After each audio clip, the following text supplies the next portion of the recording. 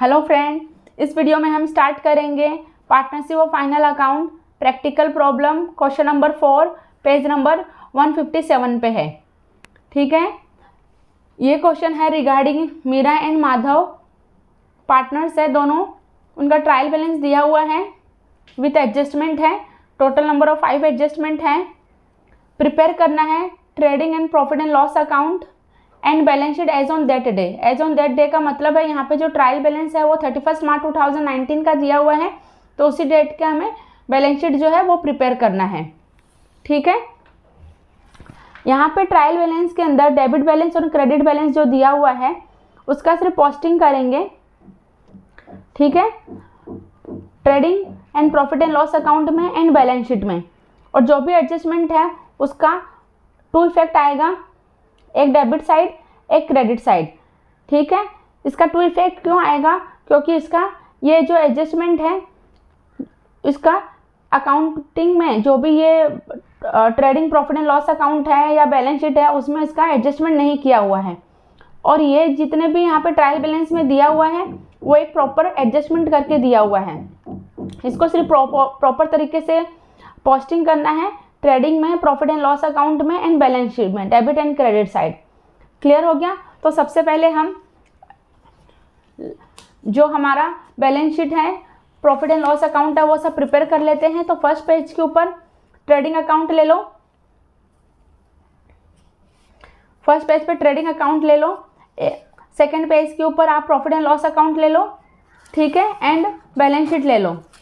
ठीक है, तो in the books of Mrs Meera and Madhav trading and profit and loss account for the year ended 31 March 2019, debit side and credit side, particulars inner column outer column, particulars inner column outer column. Clear हो गया? आप around मतलब 10 line आप छोड़ के बीच में आप उसके नीचे प्रॉफिट एंड लॉस अकाउंट भी कर सकते हो, या फिर अगर बुक अगर आपकी छोटी है तो 1 पेज के ऊपर प्रॉफिट एंड ट्रेडिंग अकाउंट ले लो, सेकेंड पेज के ऊपर प्रॉफिट एंड लॉस अकाउंट ले लो, और थर्ड पेज के ऊपर आप बैलेंस शीट ले लो। ठीक है, बैलेंस शीट में as on balance sheet 31 March 2019, liability side inner column outer column, asset inner column outer column. ठीक है, यहाँ पे ध्यान रखना जो भी एसेट है उसका हमेशा डेबिट बैलेंस होता है, एंड जो भी लायबिलिटी है उसका क्रेडिट बैलेंस होता है। क्लियर हो गया? ठीक है, तो यहाँ पे अगर आप देखोगे तो ट्रायल बैलेंस में डेबिट साइड क्रेडिट साइड दिया हुआ है। क्रेडिट साइड का मतलब क्या है? जो भी ये क्रेडिट साइड वाली जो भी आइटम है वो कहाँ कहाँ पोस्टिंग होगी? Credit side. तो मतलब लायबिलिटी में, देखो लायबिलिटी में, लायबिलिटी जो है वो क्रेडिट बैलेंस होता है trading and profit and loss account के क्रेडिट साइड में। क्लियर हो गया? और ये जो भी डेबिट बैलेंस है वो एसेट साइड में ट्रांसफर होगा, ठीक है, या फिर trading and profit and loss account के डेबिट साइड में। क्लियर हो गया? क्योंकि एसेट जो है उसका बैलेंस डेबिट बैलेंस होता है। ठीक है, तो अभी स्टार्ट करते हैं हम क्वेश्चन को। जो भी एडजस्टमेंट है उसका हम नंबरिंग कर लेते हैं। तो क्लोजिंग स्टॉक है तो क्लोजिंग स्टॉक डायरेक्टली ट्रांसफर ही होगा। ठीक है, provision for doubtful debts debtors के ऊपर है, तो डेटर्स जो है उसका डेबिट बैलेंस होता है। डेटर्स जो है एडजस्टमेंट नंबर 2 है, एंड देखो यहाँ पे डिस्काउंट ऑन डेटर्स भी है, एडजस्टमेंट नंबर 2 एंड 3 है। तो जब भी हम डेटर्स के लिए पोस्टिंग करेंगे तो उसके लिए जितना भी लाइन रिक्वायर्ड है उसके अकॉर्डिंग हम छोड़ देंगे उसकी लाइन।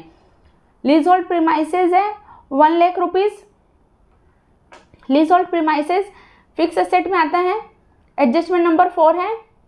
ठीक है, नंबर 5 है outstanding expense printing and stationery 500 रुपये है। तो प्रिंटिंग ने स्टेशनरी जब भी हम करेंगे तो उसके लिए लाइन हमें छोड़नी है। ठीक है, ये नंबर 5 हो गया। तो ये debtors, printing stationery and leasehold premises इसके लिए एडजस्टमेंट है, और किसी भी चीज जो भी आइटम उसके लिए कोई एडजस्टमेंट नहीं है तो हम उसको सबसे पहले फटाफट पोस्ट कर देते हैं। ठीक है, तो सबसे पहले हम स्टार्ट करते हैं क्रेडिट साइड से। क्रेडिट साइड में जो है बैंक ओवरड्राफ्ट है, कोई भी एडजस्टमेंट नहीं है। अगर हम देखेंगे तो कोई भी एडजस्टमेंट नहीं है बैंक ओवरड्राफ्ट के रिलेटेड। ठीक है, तो हम सीधा इसको लायबिलिटी में ट्रांसफर करते हैं बैंक ओवरड्राफ्ट। देख रहे हो आप यहाँ पे मैंने ये बैलेंस शीट बना ली है पहले से ही, लायबिलिटी साइड है, ठीक है। बैंक ओवरड्राफ्ट 500 रुपये, बिल्स पेबल लायबिलिटी है, no adjustment 12,500।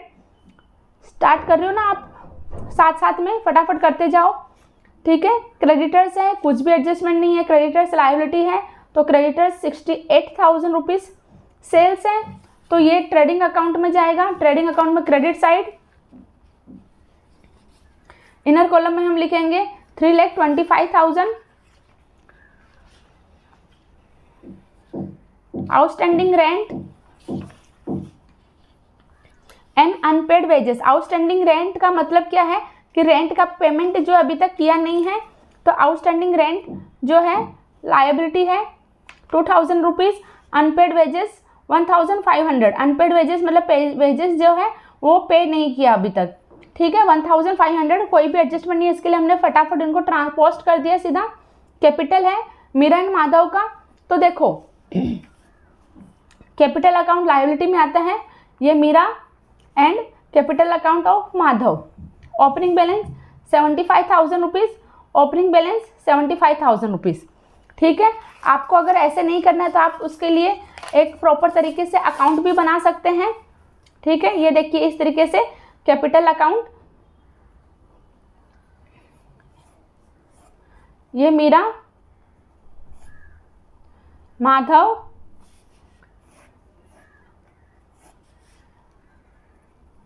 Meera and Madhav. अगर आपको डायरेक्टली बैलेंस शीट में समझ में नहीं आता तो by balance brought and down 75,000, ठीक है बच्चा। आप इस तरीके से भी कर सकते हो। क्लियर हो गया? चलो स्टार्ट करते हैं फिर से। परचेज रिटर्न, तो जो भी हमने परचेज किया, परचेज रिटर्न का मतलब क्या होता है, जो भी हमने परचेज किया हुआ गुड्स है उसमें कुछ गुड्स जो है वो डिफेक्टिव आ गए हैं तो हमने उसको रिटर्न कर दिया है, ठीक है। क्लियर? तो परचेज जो है वो डेबिट साइड होता है। ओपनिंग स्टॉक के नीचे to purchase less purchase return 1,000 rupees, ठीक है।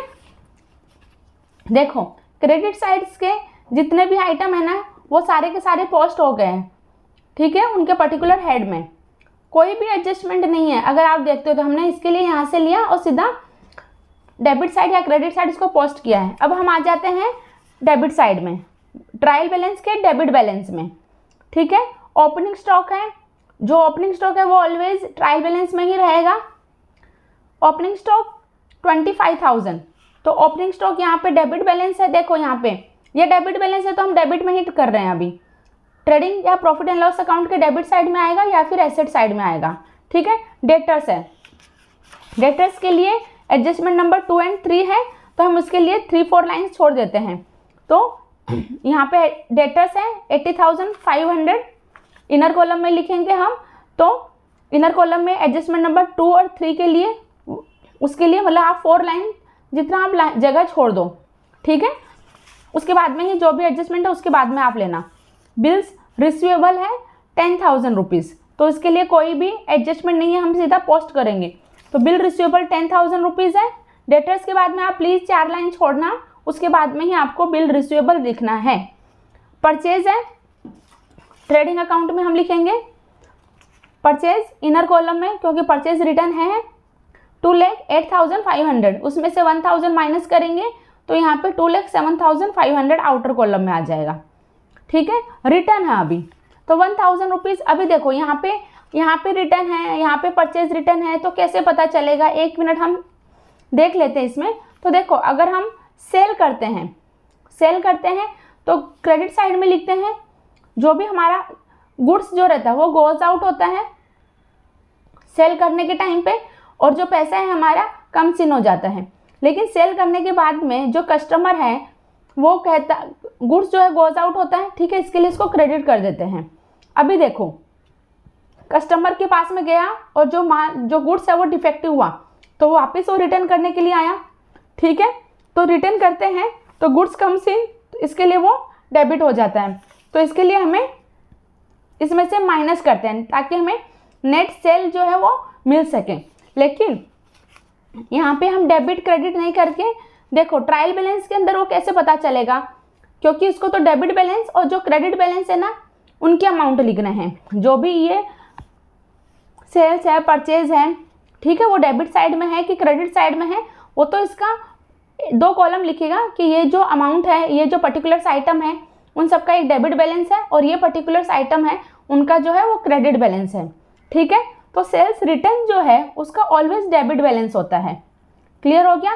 क्यों डेबिट बैलेंस होता है वो समझ में आया? हम सेल्स करते हैं तो गुड्स गोज आउट होते हैं, क्रेडिट वॉज गोज आउट, और जब हमारा जो सेल किया हुआ गुड्स है अगर वो डिफेक्टिव होता है तो कस्टमर हमें फिर से रिटर्न करते हैं वो गुड्स, तो हमारी ऑफिस में वो वापस आ जाता है। ठीक है, तो goods comes in debit, what's comes in. ठीक है, तो सेल्स रिटर्न जो है वो डेबिट बैलेंस होता है और परचेज रिटर्न जो है वो क्रेडिट बैलेंस होता है। ठीक है, क्लियर हो गया?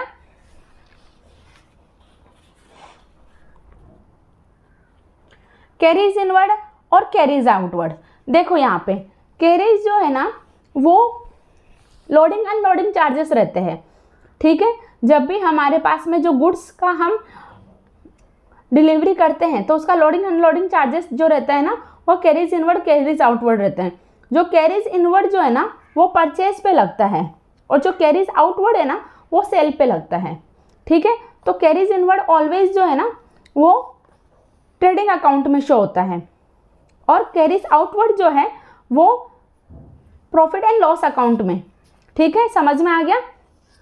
क्लियर हो गया यहाँ तक? ठीक है, मोटर व्हीकल्स जो है वो एसेट है, कोई भी एडजस्टमेंट नहीं है, 55,000। Journal expense, journal expense profit and loss account. Clear? Export duty 900 रुपया, कोई भी एडजस्टमेंट नहीं है, profit and loss account. Advertisement 4,800। देखो यार यहाँ पे ना एडवर्टाइजमेंट 4,800 टोटल अमाउंट दिया हुआ है और इसके नीचे ना कुछ इन्फॉर्मेशन दी हुई है। क्या इन्फॉर्मेशन है? जो ये एडवर्टाइजमेंट एक्सपेंस है वो फॉर 3 ईयर्स के लिए है। ठीक है, कि ये 4,800 है ना वो 1 ईयर के लिए नहीं है या 6 मंथ्स के लिए नहीं है, वो 3 ईयर्स के लिए एक साथ पे किया हुआ है। क्लियर हो गया कि 3 ईयर्स तक हमने पेमेंट कर दिया है, अब आप प्रॉपरली उसका 3 ईयर्स तक एडवर्टाइजमेंट हमारी कंपनी का अब करते रहो। क्लियर? अच्छा, ये कभी पेमेंट किया है? 1 अक्टूबर 2018 को, और बैलेंस शीट कभी की है? 31 मार्च 2019। मतलब अक्टूबर, नवंबर, दिसंबर, जनवरी, फरवरी, मार्च। ठीक है, तो इस ईयर के लिए हमने कितना पेमेंट किया हुआ है? तो ये देखो, अगर हम कैलकुलेशन अगर हम देखते हैं तो 4,800 जो है ना वो 3 ईयर्स के लिए है। अगर हम 4,800 को डिवाइड बाय 3 करते हैं तो 1 ईयर के लिए जो है वो कितना आता है? 1,600 रुपया। इस ईयर में ओनली 6 मंथ्स के लिए ही एडवर्टाइजमेंट किया हुआ है। क्लियर हो गया? 1 अक्टूबर को पेमेंट किया है, देखो 1 अक्टूबर को पेमेंट किया है तो इस ईयर में 6 मंथ्स के लिए ही एडवर्टाइजमेंट किया है, तो हम जो 6 मंथ्स के लिए जितना पैसा है ना उतना ही पैसा इसके अंदर expense as an debit balance लेंगे। ठीक है, तो 1 ईयर के लिए 1,600 रुपये है, तो 6 मंथ्स के लिए कितना? तो अगर हम 6 मंथ्स के लिए देखेंगे तो ये 800 रुपये आता है। ठीक है, अगर आप हाफ भी कर सकते हो 1 ईयर के लिए 1,600 तो कितना ईजी है, तो 6 मंथ्स के लिए 800 रुपया। ठीक है, तो ये देखो एडवर्टाइजमेंट 4,800 ये इस ईयर का है और ये जो 4,000 है ना वो प्रीपेड एडवर्टाइजमेंट है फॉर द नेक्स्ट 2 ईयर। ठीक है, फॉर द नेक्स्ट 2 ईयर्स के लिए। क्लियर हो गया?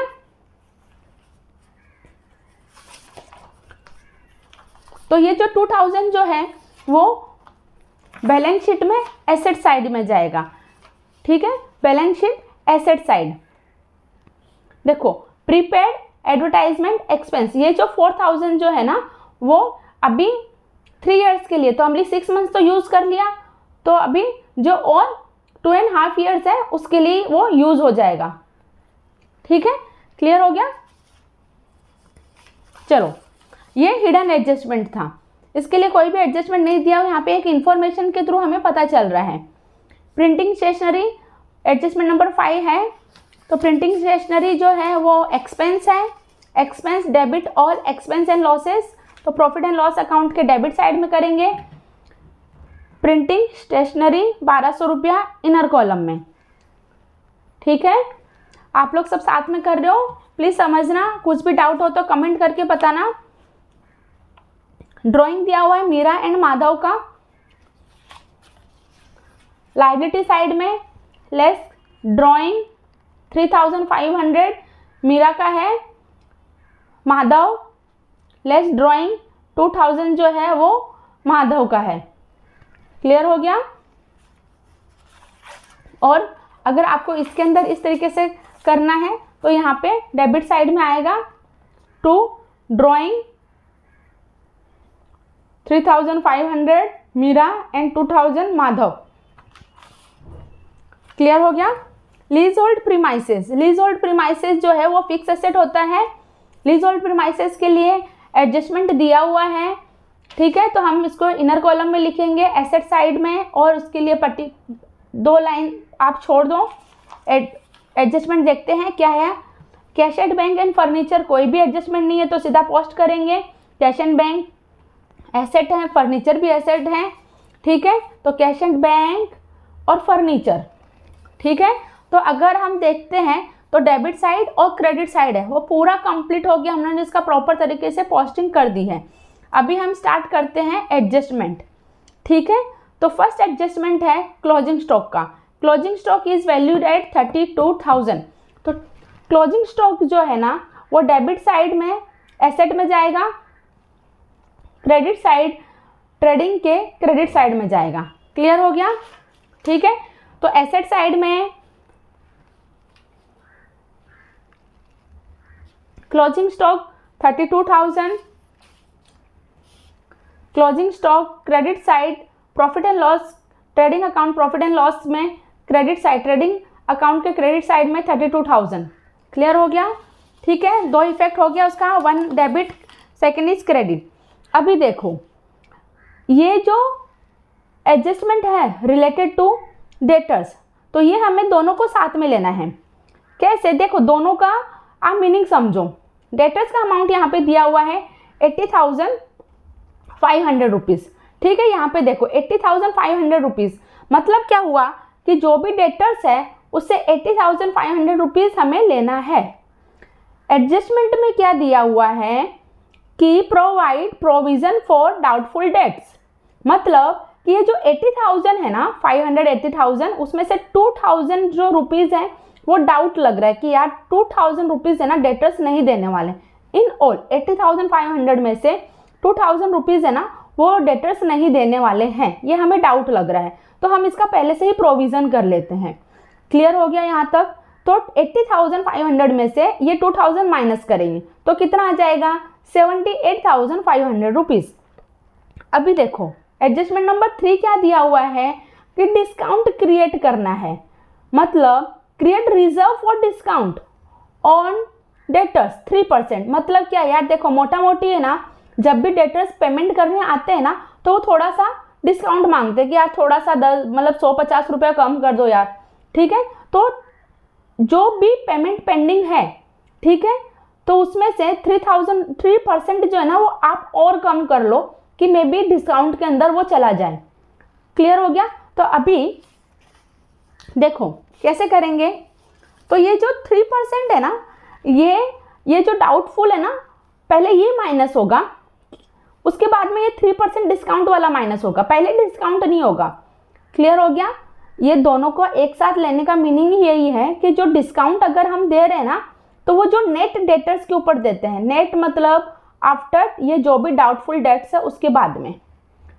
क्लियर हो गया यहाँ तक आपको, ठीक है। पहले हम 3% नहीं करेंगे, पहले हमारा जितना भी डाउट है ना कि जो भी डेटर्स से पेमेंट नहीं करने वाले, पहले उसको माइनस कर दो, ठीक है। फिर जो भी नेट बचे ना तो उसमें से ठीक है, उसमें से आप डिस्काउंट कर लो कि ये 1%, 2%, 3% डेटर्स जो है ना वो डिस्काउंट उनको देना पड़ेगा पेमेंट करने के टाइम पे, ठीक है।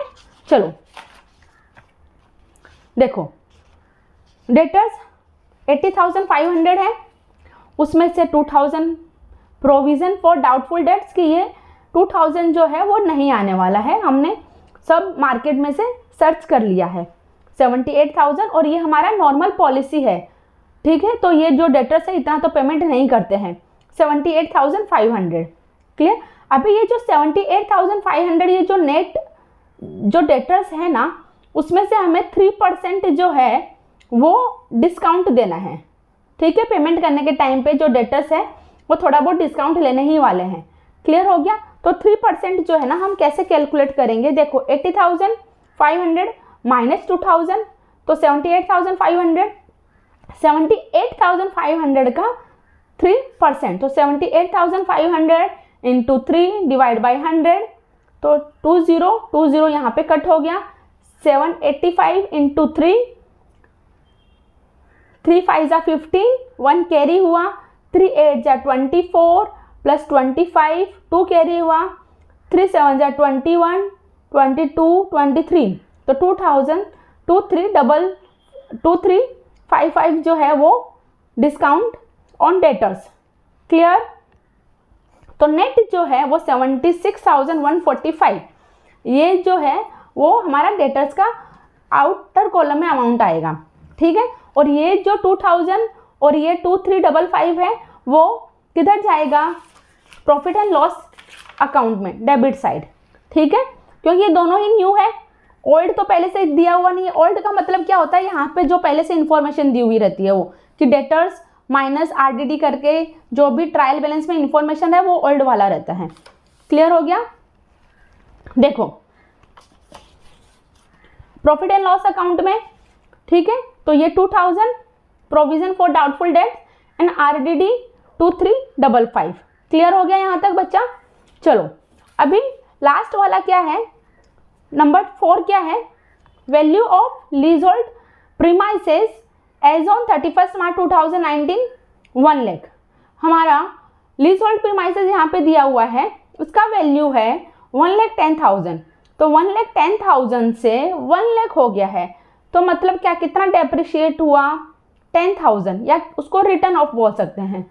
अभी मैं आपको थोड़ा सा लीजहोल्ड प्रीमाइसेस के ऊपर एक्सप्लेनेशन दे देती हूँ। लीजहोल्ड प्रीमाइसेस का मतलब क्या होता है, प्रीमाइसेस मतलब कोई भी लैंड या कोई भी बिल्डिंग हम एक पर्टिकुलर ईयर के लिए, कि आप बोल सकते हो कि 5 इयर्स या 10 इयर्स के लिए हम 5 इयर्स या 10 इयर्स के लिए हम उसको लीज पे लेते हैं, ठीक है, हम उसको रेंट पे लेते हैं, ठीक है। ये जो भी पर्टिकुलर अमाउंट है ना एट ए टाइम पे कर देते हैं, ठीक है, कि 5 इयर्स या 10 इयर्स के लिए हम ले रहे हैं और ये सपोज कि हमने 1,10,000 जो है वो एक साथ पेमेंट कर दिया है। क्लियर हो गया, ठीक है। जैसे ही वो पर्टिकुलर टाइम 10 इयर्स या 5 इयर्स जो फिनिश हो जाता है तो ये जो प्रीमाइसेस है ना वो खाली करना रहता है, ठीक है, या फिर हम और उसके आगे एक्सटेंड कर सकते हैं। क्लियर। तो ये देखो 1,10,000, ठीक है, 10,000 जो है वो रिटर्न ऑफ करना है, मतलब इसकी वैल्यू जो है वो कम हो गई, ठीक है, रिटर्न ऑफ करना है। तो इन शॉर्ट हम ये मान सकते हैं कि 1,10,000 के अकॉर्डिंग ये जो प्रीमाइसेस है वो ऑन एन एवरेज 11 इयर्स के लिए, ठीक है, ये 11 इयर्स के लिए जो है 11 इयर्स के लिए ये जो प्रीमाइसेस जो है वो लीज पे लिया हुआ है, ठीक है। और हर एवरी ईयर 10,000 से उसका वैल्यू जो है वो कम हो जाएगा। जैसे इसका वैल्यू 0 होगा हमें ये जो प्रीमाइसेस है वो खाली करना रहेगा, या फिर हम इसको और आगे एक्सटेंड कर सकते हैं। क्लियर हो गया, ठीक है। और ये जो लीजहोल्ड प्रीमाइसेस है वो always as an fix asset हमारे पास में रहता है। तो leasehold premises 1,10,000 minus return of value 10,000, net आएगा आउटर कॉलम में 1 लाख और डेबिट साइड में 10,000 as an expense, 10,000 debit all expense and losses. Clear हो गया सबको बच्चों। चलो लास्ट में क्या है, आउटस्टैंडिंग एक्सपेंस प्रिंटिंग स्टेशनरी ₹500। तो ये जो प्रिंटिंग स्टेशनरी 1,200 रुपये है ना, ये तो ऑलरेडी पे कर दिया है और 500 रुपये जो है ना और पेंडिंग है। क्लियर हो गया। वो आउटस्टैंडिंग है, अभी तक पे नहीं किया हुआ है, तो आउटस्टैंडिंग है तो हमें ऐड करना ही रहेगा।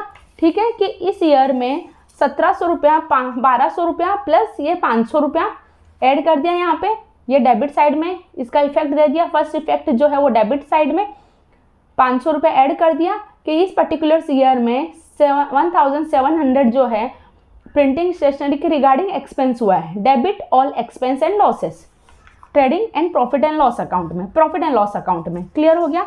ठीक है, सेकेंड इफेक्ट जो है वो क्रेडिट इफेक्ट देना पड़ेगा। क्रेडिट इफेक्ट का मतलब क्या हुआ है, देखो ये 500 रुपये ना वो आउटस्टैंडिंग है, पे नहीं किया हुआ है, पे करना पेंडिंग है।